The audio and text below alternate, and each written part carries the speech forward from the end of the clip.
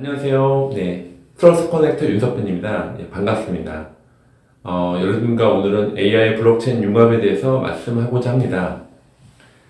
지금 워낙 그 4차 산업이기 때문에 AI 얘기도 많이 나오고 블록체인 얘기도 많이 나오고 알고 계시죠? 근데 그런 두 가지 어떻게 융합되는 부분에 대해서 블록체인만으로는 여러 가지 가치를 나올 수 있는 여러 가지 좀 많은 의견들이 있는데요.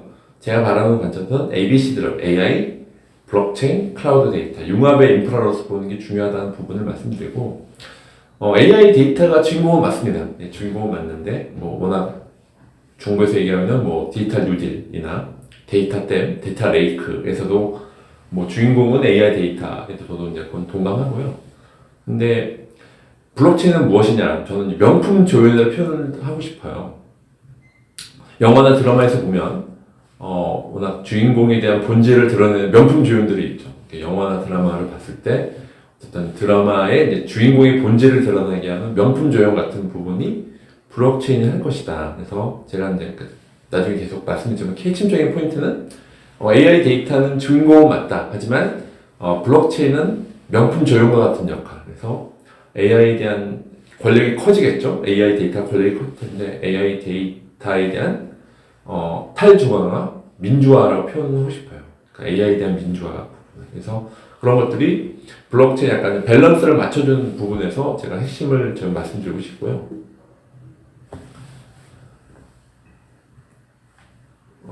저의 이름은 윤석빈입니다. 이게 트러스트 커넥터라고 하고요. 제가 갖고 있는 아이덴티티고요. 영어 이름 빈이라고 해요. 여러분 친하신 분들은 빈이라 많이 부르고 있는데 여러분들 이 영상으로 처음 뵙긴 합니다만 편하게 불러주시고, 저는 이제 서강대학교 지능이용 블록체인 연구센터에서 사회협력 교수로 하고 있고요. 한국 블록체인 학회에서 사무국장 역할을 하고 있습니다. 센터프라임에서는 테크니컬 어드바이저 같은 역할, CTO 같은 부분에서 제가 부족하나마 이렇게 기존에 있던 크립토에 대한 디지털 자산에 대한 부분하고 기존에 있던 리얼월드에 대한 부분들 연결하는 트러스트 커넥터 역할을 좀 하고자 합니다. 전에는 IBM 오라클과 같은 엔터프라이즈 회사에 있었어요. 그래서 제가 소프트웨어에 대한 서비스 컨설팅에 대한 경험이 있어서 그거 베이스에 대한 3년 전부터 이제 블록체인 쪽에 와서 블록체인에서는 기술적인 거와 비즈니스의 연결고리하는 부분이나 아키텍처하는 부분에 관심이 많습니다. 그래서 그런 거에서 제가 부족하나마 그런 것들에 대해서 잘 전달할 수 있도록 노력하도록 하겠습니다. 디자인 싱킹하고 린 스타트업, 에자일에 대한 것들, 물론 영어로 많이 나와서 죄송한데, 지금 디자인 싱킹은 이제 고객과 얼마나 공감하는 부분에서 기획적인 부분일 거고, 린 스타트업은 설계, 에자일은 실제 구현적인 부분이죠. 그래서 이렇게 디자인 싱킹과 린 스타트업, 그리고 에자일, 특히 에자일은 여러분들이 에자일 방법론을 많이 연상하실 것 같아요. 이제 기술 쪽 아시는 분들은. 이제 에자일이라는 것들이 꼭 소프트웨어 개발 방법론만 쓰는 것이 아니라 이렇게 비즈니스에서도 얼마나 민첩하게 대응할 수 있느냐가 핵심적인 부분입니다. 그래서 이건 저만 얘기하는 게 아니라 가트너라고 유명한 이제 그런 시장 조사에서도 이렇게 디자인 싱킹과 스타트업, 에자일이 연결되는 부분에서 글로벌 회사나 큰 대기업이나 스타트업에서 이렇게 좀 약간 방향적이 바뀐 것 같아요. 옛날에는 여러분들 내 것만 잘하면 됐지만 지금은 이렇게 다 연결되어 있잖아요. 그래서 나의 역량과 다른 사람의 역량을 얼마나 잘 연결하느냐가 핵심 역량인 것 같습니다.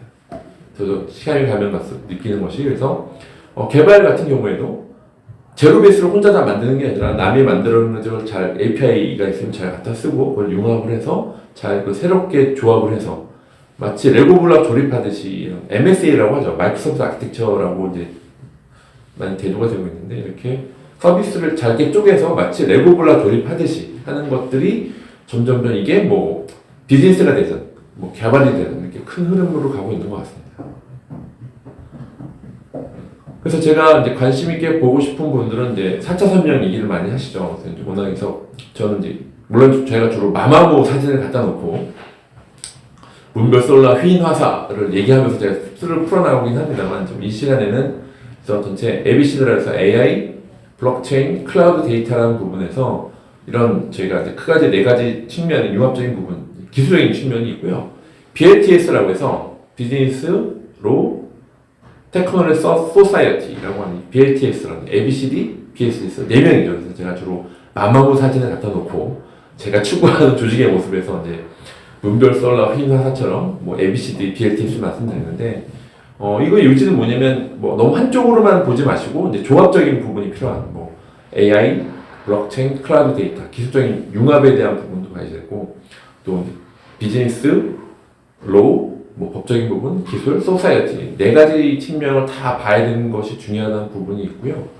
P2P라고 하면 보통 블록체인 하는 분들은 P2P? 그럼 피어 투 피어라고 많이 이제 딱 연상하실 거는데 저는 바라보는 게 플랫폼의 시대에서 프로토콜 시대예요. 그래서 지금 워낙 플랫폼은 구글이나 페이스북이 갖고 있는 많은 플랫폼의 대세이긴 합니다만 점점점 뭐 분산화, 그래서 뭐 탈중앙화 그런 얘기 많이 들으셨죠. 그런 것처럼 약간 지금은 프로토콜의 시대, 그래서 약간 플랫폼의 시대에서 프로토콜 시대로 넘어가는 부분에서 많은 변화가 있습니다. 그래서 제2의 페이스북, 제2의 구글, 제2의 네이버를 꿈꾸는 여러 가지 변화의 시기는 맞는 것 같습니다. 그래서 여러분들이 가지고 계신 뭐 서비스, 제품이나 그런 것들이 그 플랫폼의 단점도 있지만 약간 프로토콜을 어떻게 적용시킬 것인가에 대한 부분들은 뭐 분산화나 이제 그런 탈중앙화 이런 철학하고 잘 부합이 되는 것 같습니다.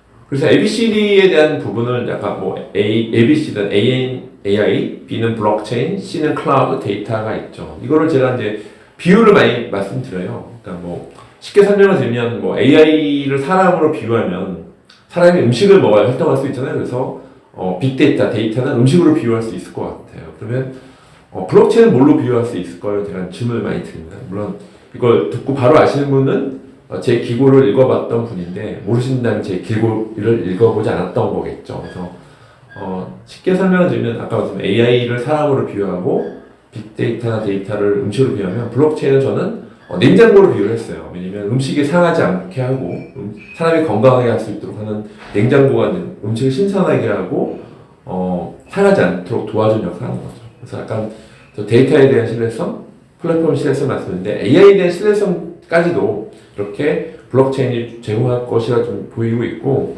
또 다르게 관점에서 보면 AI를 비행기로 비유할게요. 그러면 여러분들이 비행기 안에 뭐가 있죠? 블랙박스가 있습니다. 그래서 AI를 비행기를 비유하자면 블록체인은 블랙박스로 비유할 수 있을 것 같아요. 그러니까 뭐가 사고가 나면 통신을 다 뒤져보죠. 블랙박스 뭐 많이 보셨죠? 그런 것처럼 이렇게 전체적인 어쨌든 AI에 대한 신뢰성, 플랫폼의 신뢰성, 데이터 신뢰성은 블록체인이 제공할 것이다라고 하는 큰 철학적인 관점에서 봤을 때 그런 부분이 있습니다. 그래서 여러분들이 워낙 데이터 댐이나 이런 거 했을 때 이제 뭐 데이터를 뭐 5G, IoT 통해 센서 통해서 이제 데이터를 수집하는 그래서 크게 뭐 데이터 댐 모양을 많이 보실 거예요. 그래서 데이터 축적하고 가공 결합을 해서 데이터 활용하는 서비스, 그래서 AI가 나오죠. 근데 여기도 이제 블록체인은 빠져 있습니다. AI 데이터만 나와 있죠. 근데 제가 이제 말씀드릴 때마다 이렇게 얘기를 말씀드려요. 정수기를 봐라. 정수기 안에 보면 물이 가득 차 있죠. 데이터가 가득 찬 것처럼. 하지만 필터는 눈에 보이진 않죠. 눈에 보이진 않지만 그것들이 마치 정수기 안에 필터가 있는 것처럼 블록체인도 이런 필터 같은 역할을 할 것이다. 그래서 데이터에 대한 신뢰성을 제공하는 부분에서 눈에 보이진 않지만 정수기를 연상하시면 좋을 것 같아요.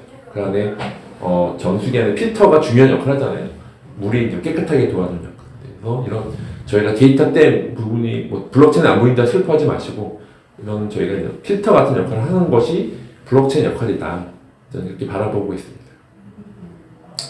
그래서 이런 관점 데이터 말씀드렸으니까 데이터 성격이 바뀌고 있어요. 데이터가 기관의 데이터에서 어떤 데이터, 마이 데이터, 개인의 데이터로 바뀌고 있어요. 그래서 마이 데이터 많이 들어보실 텐데 나이 데이터라는 부분이죠. 그 어떤 퍼스널 데이터라는 부분에서 뭐 PDS라는 이런 기술적인 말씀을 드리려고 하는 것이 아니라 데이터 성격 자체가 기관에 대해서 마이 데이터로 오기 때문에 이런 부분에서는 또 데이터 드림 이노베이션 잠깐 이런 데이터 드림은 혁신이 일어나고 있는데 데이터 성격 자체가 약간 마이 데이터에 대한 부분들이 있습니다. 그래서 이제 탑10 스트래티직 테크놀로지 트렌드 for 2020인데 가트너 자료인데요. 여기서 보면 아까 말씀 ABCD 내용이 다 들어가 있고요. 특히 이제 블록체인은 프랙티컬 블록체인이라고 해서 이렇게 실용적 블록체인에 대한 부분들이 좀 강조가 되고 있고 불과 몇 년 전만 해도 그냥 스타트업에 대한 것들이 많아서 블록체인 하지만 지금은 실용적 블록체인, 엔터프라이즈에서 어떻게 실용적으로 쓸 것인가에 대한 고민들이 좀 많이 무게중심이 이동되고 있습니다. 그래서 올해가 실용적 블록체인의 원년은 맞는 것 같습니다. 그래서 오토에 대한 부분들 말씀드렸는데 오프라인 현실적인 부분, 일단 이거는 원자의 세계죠. 그래서 물질, 소유, 자원, 키워드가 있고요. 그리고 3차 산업은 온라인이죠. 이거는 정보 공유 관계라는 키워드가 있습니다. 그래서 오프라인에서 온라인을 많이 넘어왔죠. 뭐 네이버라든지 또 페이스북이라든지 아마존이라든지 대표적인 회사들이죠. 근데 재밌는 게 또 온라인 회사가 오프라인으로 가고 있습니다. 뭐 대표적인 예가 뭐 많은 예가 있지만 제가 말씀드리고 싶은 뭐 강남역만 바로 가도 가까이 분명 가시면 뭐 네이버 프렌즈, 카카오 프렌즈가 있어요. 분명히 카카오나 네이버는 온라인 회사인데 오프라인 매장이 있는 거죠. 이렇게 뭐 하나의 뭐 예가 있고요. 또 제가 이제 실질적인 예를 말씀드리면 아마존의 예를 드리려고 해요. 제가 이제 지금은 이제 팬데믹 코로나 때문에 미국은 못 가지만 제가 미국을 만약에 간다고 가정을 했을 때 제가 이제 뱅크 오브 아메리카 일반 미국 회사죠. 제가 얘기해요. 제가 미국 출장을 하니까 카드를 만들어 주세요. 그러면 여러 가지 뭐 자료를 내도 뱅크 오브 아메리카 저한테 카드를 안 만들어주면 굉장히 높습니다. 근데 아마존은 제가 만약 신청한다고 하면 아마존 저에 대한 데이터 분석을 하죠. 이 사람에 대한 카드 연체도 없고 뭐 산업혁명 교수지만 뭐 직업도 있고 그리고 여러 가지 뭐 이 사람이 썼던 구매했던 여러 이력을 보니까 이 사람은 카드를 만들어줘도 됐네 해서 아마존이 뱅크 같은 역할을 할 거예요. 그래서 분명히 온라인에서 오프라인에 있는 이런 실제 리얼 월드의 이런 파이낸스에 대한 어떤 영향을 미치고 있죠.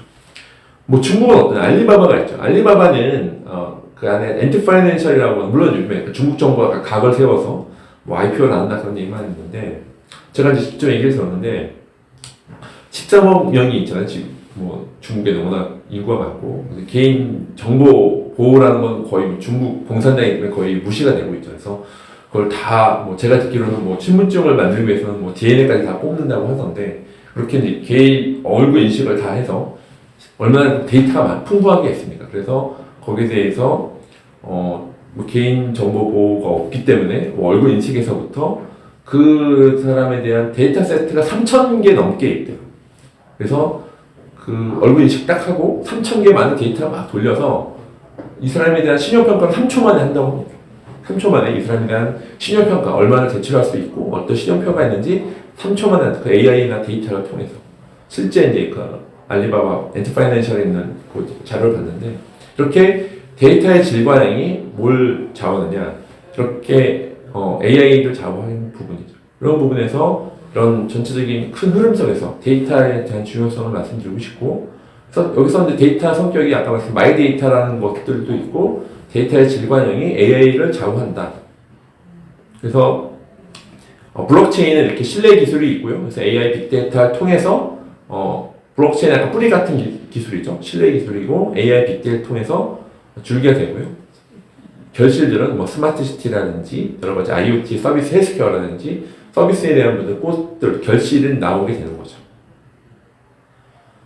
그래서 4차 혁명에는 지능이 두 가지. 한쪽은 이제 인공지능이 있고 제가 집단지성이 있습니다. 블록체인을 베이스한 집단지성. 그래서 인공지능은 성장에 대한 어떤 혁신에서에 대한 그 성장에 대한 어떤 부분에서 혁신에 대한 부분들이 인공지능이 담당할 것이고요. 그 성장에 대한 그 생산적인 부분에서 블록체인은 약간 분배적인 부분이랄까요? 분배, 어떤 집단지성에 대한 부분. 그래서 지성이 두 가지인데 블록체인 베이스, 그러니까 두 개 약간 균형을 이루어야 돼요. 한쪽은 생산에서에 대한 혁신에 대한 건 인공지능일 것이고, 블록체인은 분배적인 부분에서, 신뢰 지속 가능한 분배를 위해서 블록체인, 집단지성이 이용하는 두 가지 측면이 있다. 그런 걸 제가 강조드리고 싶고요. 그래서 이제 인공지능이 워낙 AI 블록체인에 대한 것들을 말씀드리기 전에 일단 이런 전체적인 인공지능에 대해서 개요에 대한 것만 좀 핵심적인 포인트만 잡아서 제가 말씀드리겠습니다. 처음에는 이제 초기 연구에는 if된 룰이에요. 그러니까 처음에 전체적인 어쨌든 처음에 이제 어떤 조건이 됐을 때 실행하는 어떤 룰 하는 부분. 당연히 이거는 퍼스트 AI에서는 AI 논리 연산가에서는 그러니까 로직하는 부분이니까 인간의 하나의 룰을 설계하는 것이 이제 모든 룰을 설계할 수 없는 거죠. 그래서 if된 룰이라고 하는 것에서 이런 초기 연구 한계가 있었고요. 그런데 2011년도 이제 저도 이제 이때 저도 IBM 있었는데 이제 퀴즈쇼 제파디에서 인간 챔피언을 이긴 왓슨 AI 이제 왓슨이라고 IBM 왓슨이 있었고요. 저도 이제 그 당시 IBM에 있었는데 2010년 11년도가 이런 뭐 머신러닝 발전이 있었고 나중에 또 딥러닝도 말씀드렸는데 이렇게 2011년도 10년도가 그 AI가 윈터를 지나서 폭발적으로 나온 부분이 있습니다. 그 이유는 변화가 있었어. 웹이 보급되면서 일면 고양이 사진을 찍었을 때 그걸 일일이 다 찍었어야 되는데 지금 뭐 인터넷이 있어요. 웹이 있으니까 다 고양이 사진을 많이 추적해서 데이터 확보가 될 수 있었고요. 디바이스 발전됐죠. 데이터 저장, 처리 기능, 뭐 GPU라든지 메모리의 성능이 굉장히 올라가게 됩니다. 디바이스 발전이 있어서 이런 머신러닝에 대한 발전이 있었던 거죠. 전문가 시스템의 AI가 등장이 돼서 전적인 이렇게 특히 왓슨이 이런 대표적인 예고요. 뭐 이제 머신의 세 가지 학습 방법은 지도학습, 답이 있는 지도학습, 답이 없는 비지도학습, 강화학습, 이건 뭐 인센티브로 이렇게 트레이닝 데이터에 대한 부분이 있습니다. 근데 실제 그 딥러닝, 그러니까 인간을 닮은 이제 인공지능에 나서 이제 학습의 기준인 이제 특징이 사전 추출이 필요했던 것들이 이제 머신러닝 한계가 있었고요. 특징 설계에 대한 어려움이 있었고요. 근데 인공신경망은 인간의 뇌를 닮았어요. 인간 뇌를 닮은 인공신경망 통해서 이제 딥하다는 부분이 뭐냐면 그 레이어가 딥하다고 해서 이제 그 인공신경망, 그래서 딥러닝, 그러니까 딥러닝을 하는데 이런 뉴럴 네트워크에서 인간 뇌처럼 많은 뉴런의 연결로 구성된 그 구성 인계치 이상의 신호 입력 시 뉴런이 활성화되는 부분에서 PC 연산 능력 한계의 확장으로 더 많은 데이터 변수를 다룰 수 있게 되고요.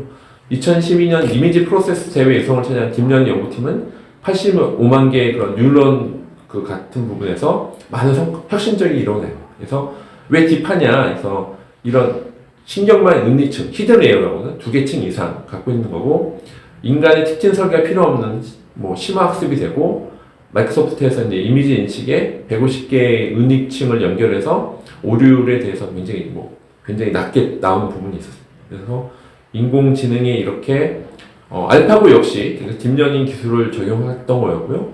거의 뭐 99.99% 이상의 이제 페이스북의 딥페이스 뭐 딥페이크한 부분들도 있어요. 이렇게 약간 데이터에 대한 부분하고 이런 이렇게 인공신경망 레이어를 많이 두고 그 안에 있는 가중치를 무한으로 수학적 모델로 해서 이렇게 혁신적인 부분들이 또 2011년도 이후에 딥러닝이 각광을 받게 되었습니다. 그 안에 뭐 GPU도 이때 많이 이제 각광을 받게 된 거죠. 그래서 인공지능에 대한 부분들에 대해서는 제가 이런 여러 가지 역사적인 부분들, 2010년도에 이렇게 딥 뉴럴 네트워크에 대한 부분 때문에 이런 유명한 교수님들이라든지 그때 뭐 워낙 엔비디아 GPU가 이제 떴던 이유들 이렇게 딥 뉴럴 네트워크를 이제 병렬 처리하게 하는 것이 CPU가 아니라 GPU로 써볼까라고 하는데 이게 애드류 황이라든지 그런 엔비디아가 폭발적으로 성장이 된 계기가 되었죠. 그래서 AI 기술 발전은 이제 최근에 AI 기술은 대량의 데이터를 이용해서 학습해서 여러 문제를 해결하는 거죠. 처음에는 전문가 시스템이 있었고 인공신경망에서 기계학습, 지금 이제 딥러닝이라는 심화학습으로 돼서 대량의 데이터로 기계를 학습시킨 후 이제 문제 해결하는 부분. 그래서 데이터의 품질에 따라 이제 결과가 달라지는 부분. 그래서 뭐 AI 기술은 이제 딥러닝 기술이라고 보시면 돼요. 딥러닝의 성공 핵심은 양질의 대량 데이터 확보가 관건이에요. 그래서 이런 뭐 구글 번역이라든지 뭐 알파고, 그래서 알파고 3천만 가지 이제 바둑판에 대한 기보를 갖고 했던 거고 웨이모도 시뮬레이션 여러 가지 하는 것들을 이런 데이터를 통해서 결국은 딥러닝의 성공 핵심은 양질의 대량 데이터 확보를 하는 것이 관건이에요.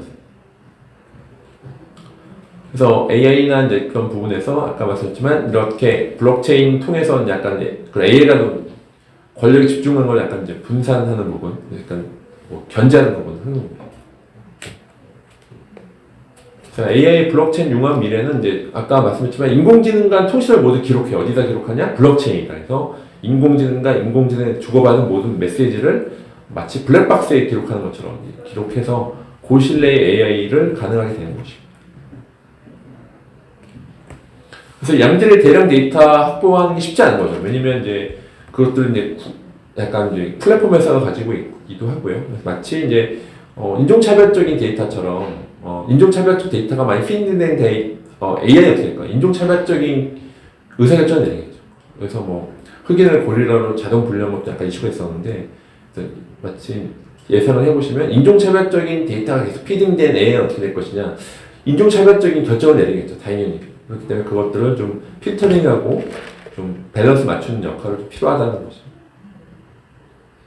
그래서 양질의 데이터 보유 기업은 다 페이스북, 애플, 마이크로소프트, 구글, 당연히 아마존이 갖고 있죠. 뭐 구글은 뭐 기본적인 AI에 대한 주요 분야에 대해서는 뭐 핵심 기술은 텐서플로우를 오픈소스인데 워낙 많이 계시죠. 텐서플로우를 쓰고 있고요. 뭐 페이스북은 이제 소셜 미디어로만 알고 계시지만 실제는 뭐 파이토치라고 하는 그 인공지능 핵심 기술도 갖고 있고 소셜 미디어 통해서 많은 또 고객 데이터가 있죠. 아마존도 아마존 스피커 통해서 많은 고객 데이터가 있죠. 뭐 쇼핑이라든지 서점, AW를 통해서 많은 데이터를 확보하고 있고 그들이 실제 AWS 클라우드 레이어 위에서 구현을 하고 있습니다. 그렇기 때문에 여러분들이 이제 양질의 대량 사용자 데이터 확보한 기업이 당연히 AI 경쟁력이 높습니다.